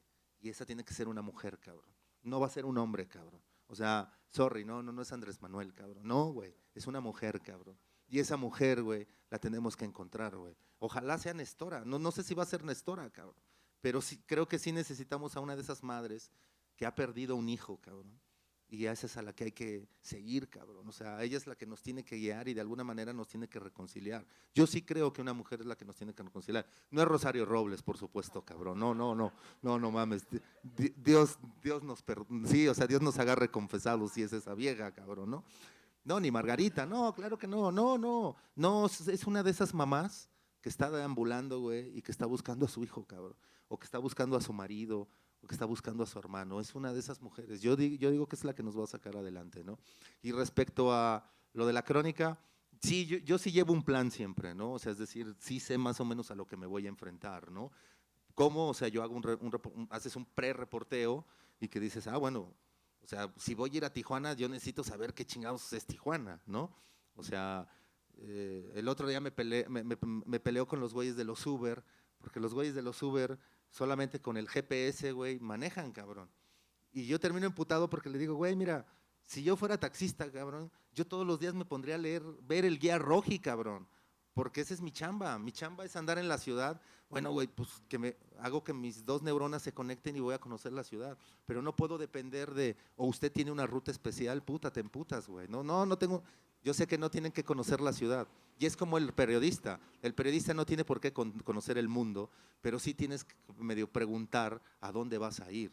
O sea, Kapuscinski decía, güey, ustedes siempre tienen que saber dos cosas al lugar que van. ¿Qué clima hay, cabrón, no? Para empezar, y en dónde está. Y el clima tiene mucho que ver, porque con el clima te das cuenta de cómo es el carácter de las personas. No es lo mismo un güey que vive en el trópico, un güey que vive en Alaska, ¿no? Su ánimo cambia. Entonces, bueno, son de las cosas que, güey, tienes que ir aprendiendo, ¿no? Que decir, bueno, si voy a ir a Chalco, bueno, pues necesito saber qué es Chalco.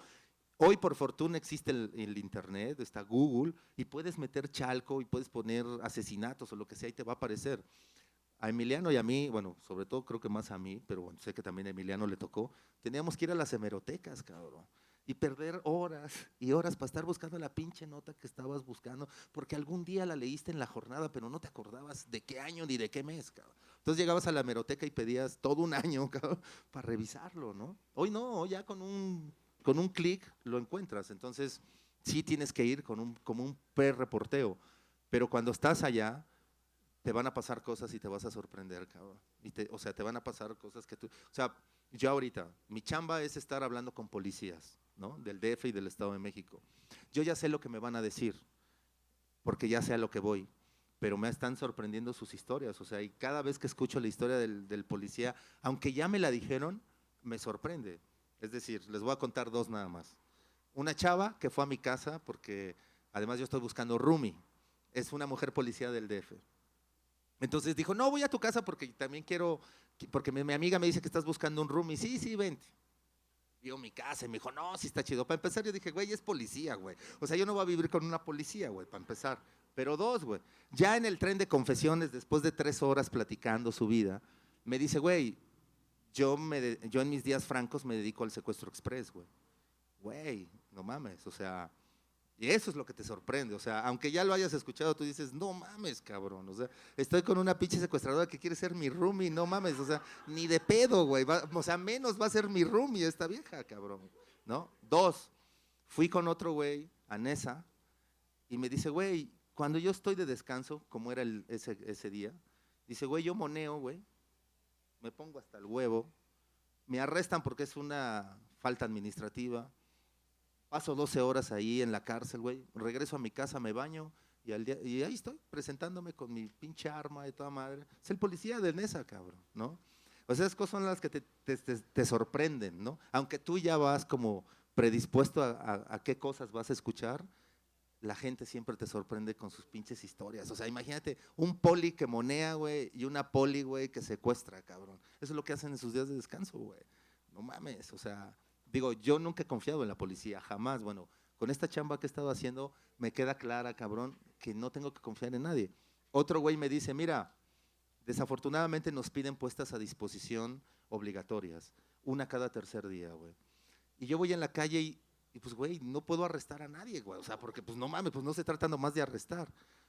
Pero entonces voy a donde venden droga, güey, y veo que sale el pinche drogadicto, güey, con su piedra, pero yo ya traigo 10 piedras más que compré, güey, y traigo también mota que compré, güey, y yo se la siembro, güey, y me vale madre. Luego, oye, güey, pero estás culpando a un pinche, a un adicto, güey. Me dice, pues sí, güey, ni pedo, güey. Pero o sea, de que se lo chinguen a él, a que me chinguen a mí mis jefes, güey, por no obtener una puesta a disposición, me vale madre, cabrón, ¿no? Y lo voy a hacer, cabrón. U otros güeyes que falsean declaración. Otros güeyes que no detuvieron al criminal, pero ellos son los que lo llevan, porque los otros quién sabe qué pinche tranza tienen y no pueden ponerlo a disposición. Entonces yo le digo a Emiliano, mira Emiliano, lo agarramos así, güey, y entonces Emiliano llega y hace la puesta en disposición, cabrón. Sorry, güey, días después viene el juicio oral y pues puta, el pinche policía no sabe qué contestar y lo terminan chingando, güey. O sea, esa es nuestra policía, güey, esa es la policía mexicana, güey, ¿no? O sea, uno termina sorprendiéndose siempre, güey, o sea, aunque lleves un reporteo, un previo reporteo, siempre te va a sorprender la situación. Yo sabía en Torreón que existía un hospital a donde llevaban a todos los muertos, eso ya lo sabes, pero cuando llegas al hospital y te das cuenta que hay 40 cadáveres en el patio porque no caben en la morgue, güey, o sea, eso es lo que te sorprende, güey, ¿no? O sea, ya sabías que existía ese hospital, pero no sabías. No habías visto la cantidad, ¿no?, de muertos y además el doctor diciéndote, no, güey, y luego han venido unos güeyes a llevarse pinches cuerpos, güey, o luego han traído un güey que medio está todavía medio vivo y lo rematan, o aquí mismo en el hospital ha habido güeyes heridos, llegan los sicarios, güey, lo rematan. Historias que ya hemos escuchado 1000 veces, ¿no?, pero que tú te tienes que seguir sorprendiendo. Un reportero tiene que ser siempre un niño, güey, ¿no? Siempre tiene que tener los ojos de un niño, güey. Eso es siempre, ¿no? El día que pierdas los 5 sentidos, pues ya no está chido, ¿no? Pero sí tienes que tener el prereporteo y sorpréndete, güey.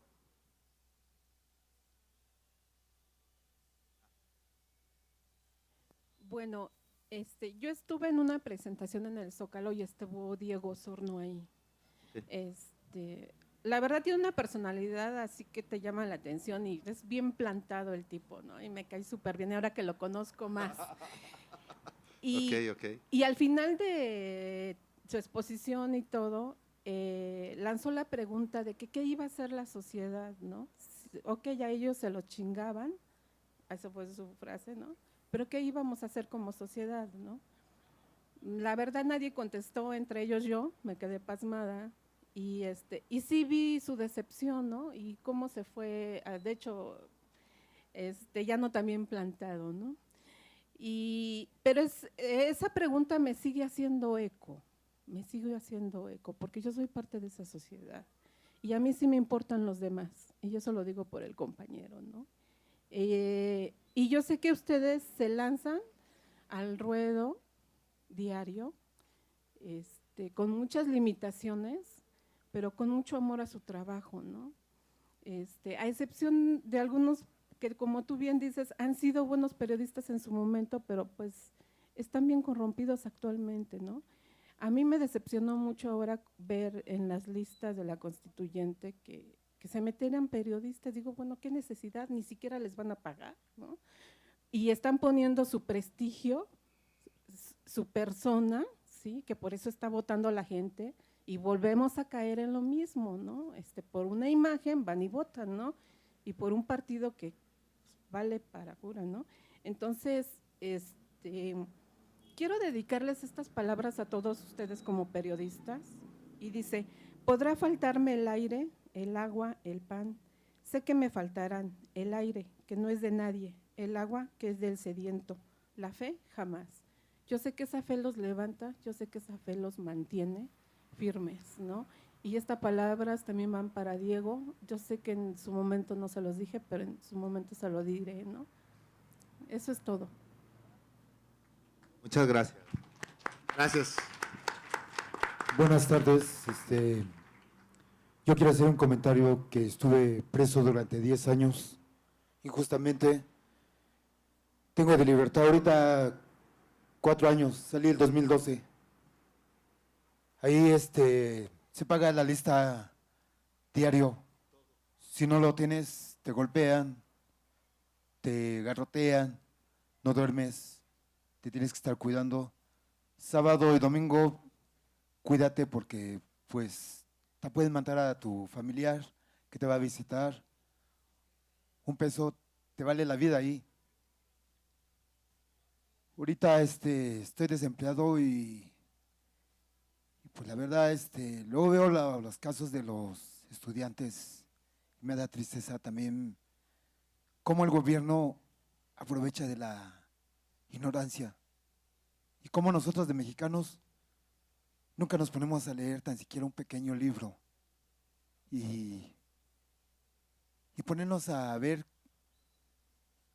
tan siquiera la Constitución, ver nuestros derechos, porque el gobierno a base de eso aprovecha de toda la ignorancia. Hace una polémica ahorita del Chapo y todo eso, pues es droga y corrupción y peleándonos pueblo contra pueblo. Los policías son pueblo, los militares son pueblo, los estudiantes son pueblo y también hay imitadores de culturas que no nos pertenecen. Dice que quiere un villa, pues va a costar mucho conseguir un villa, pero también hay un tema que me gustó mucho del general Emiliano Zapata, que dice, más vale morir de pie que vivir de rodillas. Y viva México, jóvenes. Gracias.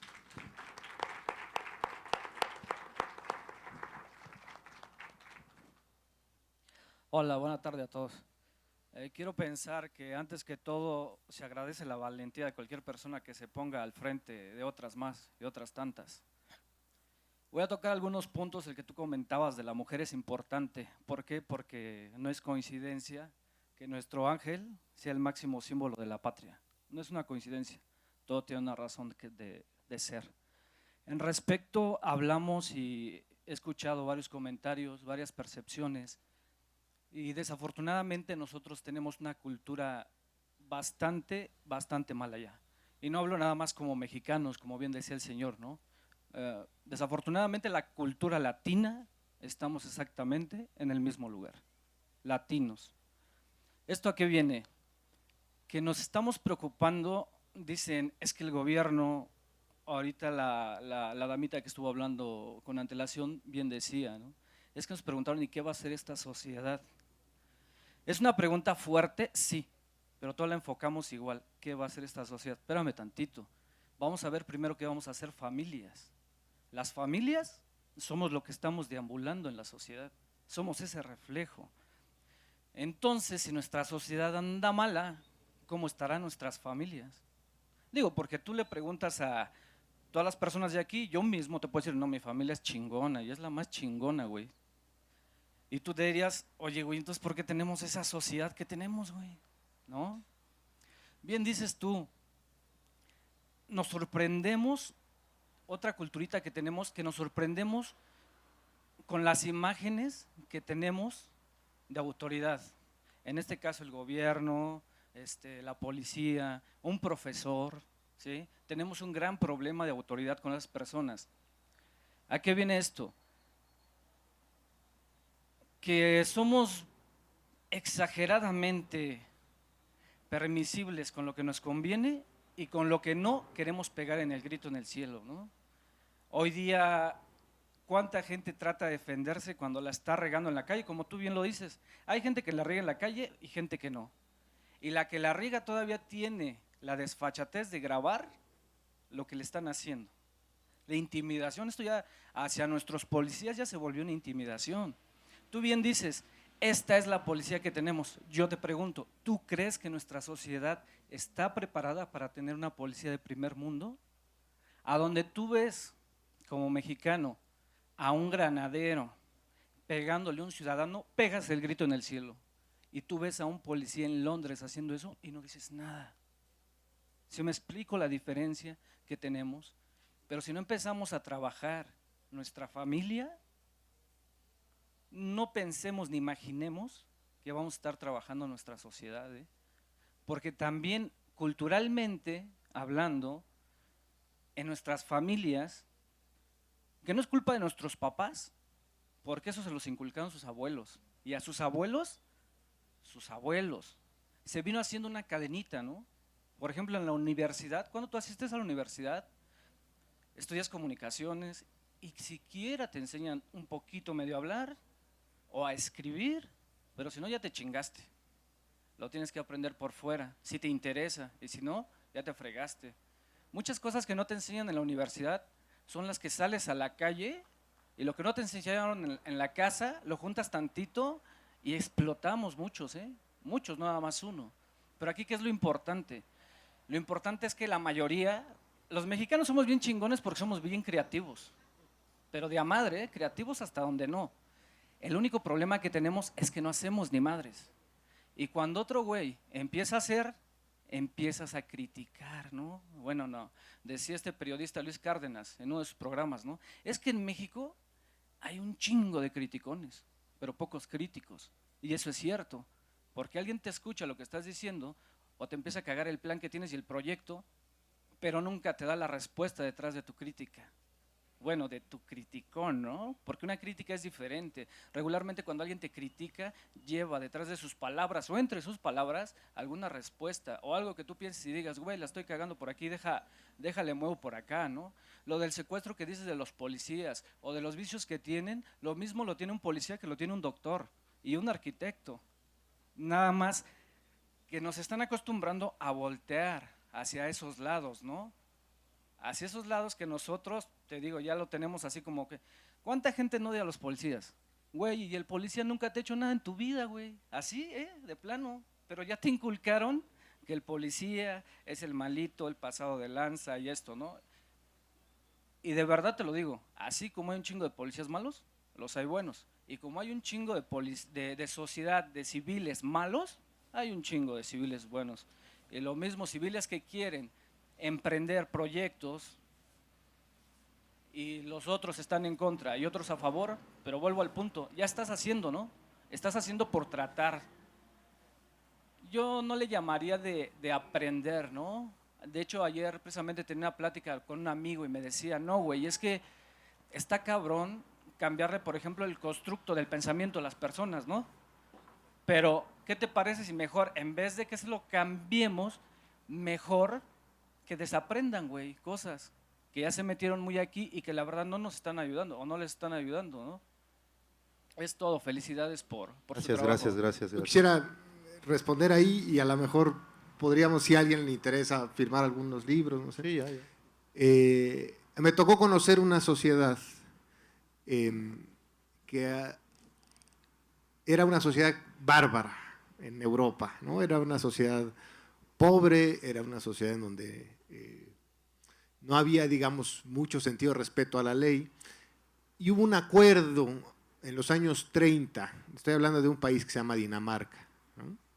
De decir, órale, sí podemos, si todos sacrificamos una parte de lo que podemos ganar, ¿no? Podemos beneficiarnos todos. Y lo que terminaron haciendo fue un país en donde se tolera la riqueza, ¿no? No mucho. De hecho, tienen un solo supermillonario, es decir, alguien con más de $1,000 millones. Hay un límite para tener casas, por ejemplo. Pero lo que no se tolera es la pobreza, ¿no? Eso sí, han sacado prácticamente a toda la gente de la pobreza. Y ahora es una sociedad bastante acostumbrada a respetar la ley, ¿no? De hecho, si uno está en un semáforo y está el alto, pero no pasan coches, la gente no pasa, ¿no? Ya es como una manera de entender una convivencia, ¿no? La gente no usa el coche, no está acostumbrada al coche, porque es muy caro manejar, es muy caro el coche, tiene muchos impuestos, es muy cara la gasolina, es muy caro estacionarse. Entonces la gente anda en bicicleta, ¿no? A lo que voy es que yo no creo, ahí estoy en desacuerdo con usted, yo no creo que haya una esencia que nos impida ser distintos a los que somos. Y tampoco creo en los prejuicios ni contra los policías, ni contra los arquitectos, ni contra los mexicanos en general, ¿no? de que seamos una sociedad corrompida o corrupta o que esté acostumbrada al moche. No es cierto. Yo creo que tenemos, eso sí, una élite que está muy cómoda, que es muy floja, ¿no? Que además nuestra clase empresarial ni siquiera está acostumbrada a hacer negocios, sino a que la subsidie el Estado, ¿no? A poner una carretera, dejarla quebrar y que la rescate el gobierno. Es así, creo que ya está muy acostumbrada a ser muy floja y a ser muy explotadora, pero no creo que eso le pase a la base del pueblo mexicano, al contrario, creo que es una sociedad súper trabajadora, es de las sociedades que más trabajan en el mundo, más horas trabajan en el mundo, ¿no? Tan trabajadora que diría muy explotada, ¿no? Y que estos acuerdos culturales en donde aparentemente estamos acostumbrados a resolver las cosas con violencia o con corrupción, se pueden cambiar. Y se pueden cambiar incluso en el paso de 1 o 2 generaciones, ¿no? Ahora, sí requieren un gran acuerdo social, y un gran acuerdo social requiere una gran presión social, ¿no? Que esa sí nos toca a nosotros. Pero le digo esto porque me parece que no hay que irse con la idea de que el mexicano es de determinada manera y eso se lo enseña al abuelo y el abuelo del abuelo. No es cierto. Yo estoy seguro de que a la mayoría de ustedes, como a mi familia, nos enseñaron a ser trabajadores, a ser honestos, a ser honrados, ¿no? Y que eso sí lo podemos rescatar y lo podemos llevar a todo el país, como decía Alejandro hace rato, ¿no? A lo mejor primero empezando con el vecino y así. Y que además ahí está el testimonio. Ahora Dinamarca es el país más equitativo del mundo, ¿no? O sea, en donde más se han acercado realmente a un socialismo es justamente ahí, ¿no? Es decir, se puede, ¿no? Y bueno, eso sería nomás mi comentario. Yo sugeriría que si hay alguien, porque ya se están yendo algunos que quieren que firmemos algún libro, pues aquí lo están vendiendo. Ahí están. Sí, sí. Y vara. 20 pesitos y 50 pesitos. Adelante, A ver, adelante. bueno, venga. El cronista está diciendo la verdad, qué tenemos nosotros que hacer en ese aspecto, ¿no? Porque, por ejemplo, como tú comentabas hace rato de Calderón o otras personas que, como por ejemplo Noroña, que está viendo sus videos, tienen mucho sentido lo que comentan, lo que dicen, pero yo como sé como espectador que es cierto, qué tengo que hacer. Y otra de mis preguntas rápidas es, ¿qué piensan de las organizaciones secretas como los Illuminati, personas de este tipo de organizaciones que se supone que son los que rigen todo esto? Es prácticamente lo que yo quería preguntar. ¿Cómo se le llaman? Logias masónicas y ese tipo de cosas, ¿no? Gracias. Bueno, mi respuesta hacia ti es un poco complicado porque, en efecto, o sea, hay gente que, por ejemplo, tiene acceso quizás solamente al noticiero de López Dóriga y a lo mejor pues, lo que diga López Dóriga es lo que ellos van a creer porque solamente tienen acceso a ese medio, o a lo mejor solamente tienen acceso a Milenio, a una estación de radio, etc. Y cuando uno empieza a saber si es verdad o es mentira es cuando empiezas a escuchar a los demás, ¿no? O sea, no solamente ver en la televisión a López Dóriga, sino también buscar en otro tipo de medios, o sea, qué están opinando otra gente sobre ese asunto, ¿no? Y creo que así es como vas a ir descubriendo un poco, ¿no? Esa verdad, y la verdad que uno tiene, porque la que yo escribo también es mi verdad, ¿no? Es decir, tampoco voy a decir, güey, yo estoy diciendo la mera verdad, no, yo estoy intentando ser honesto, lo más honesto posible. Lamentablemente creo que todavía la gran mayoría del pueblo mexicano, hay una parte que todavía por la televisión se entera, ¿no? Hay una buena noticia, ya existe el Twitter, ¿no? O sea, está en las redes sociales y ahí es donde está, al parecer, estamos todos los locos, cabrón, todos los que no estamos conformes, ¿no? Con lo que está ocurriendo y ahí parece que está como la diferencia, ¿no? yo no te puedo decir, o sea, para mí sé quién es López Dóriga, sé quiénes son fulanito, mengano, etc. O sea, lo sé porque yo los conozco. Tú no, porque tú estás fuera. Pero es solo cuestión de que los leas, solamente es cuestión de que vayas siguiendo como su vida, ¿no? O sea, hoy puedes googlear y poner Joaquín López Dóriga y te va a aparecer realmente todo lo que es Joaquín, ¿no? O sea, es de estos hombres del poder, cercanos al poder, que venden las entrevistas, etc. O sea, ese güey tiene de periodista lo que tú y yo tenemos de astronauta, cabrón, ¿no? Y así, o sea, no es necesariamente que tú conozcas a los periodistas para saber quiénes te están diciendo la verdad. No, es una cuestión más de que tú vayas leyendo y vayas formando tu propio criterio.